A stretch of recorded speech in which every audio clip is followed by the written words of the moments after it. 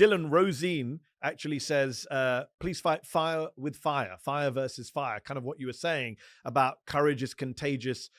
You've talked about the Texas Democrats showing a spine to the rest of the country, I know, in previous interviews. Let me ask you this. Are you advocating for Democrats fighting back in the same way? Because the governor of California, Gavin Newsom, the governor of Illinois, where you are, J.B. Pritzker, the governor of New York, Kathy Hochul, have said, we're going to do the same now. We're going to do something similar. We're going to redistrict. We're going to gerrymander. We're going to help our party in the way that Abbott and Trump are helping their party. Number one, do you support that?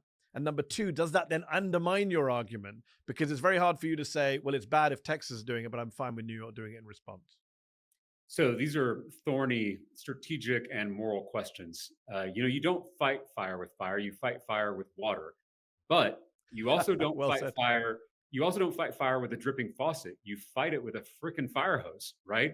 And so, what I'm advocating for is to stand up to bullies, to look them in the eye, and not flinch. Because we all know from our personal experiences, you don't beat a bully by playing dead. That doesn't Yep. work. You have to confront them because bullies are a lot weaker than they appear. I think we all remember that from our own childhoods. That is true in politics too.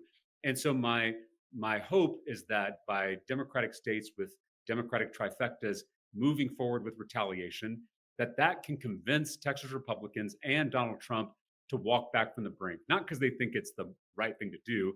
I'm not holding out for a profile in courage, but they may think it's not strategic because the gains they could make in Texas could easily be wiped out with a gerrymandered California, where they have an independent citizen-led redistricting process.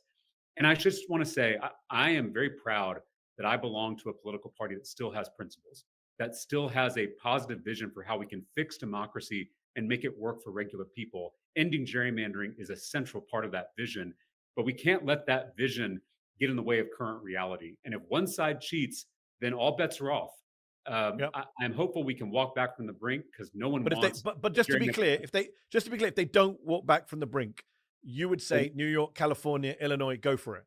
That's right. While maintaining that vision, I think we can't.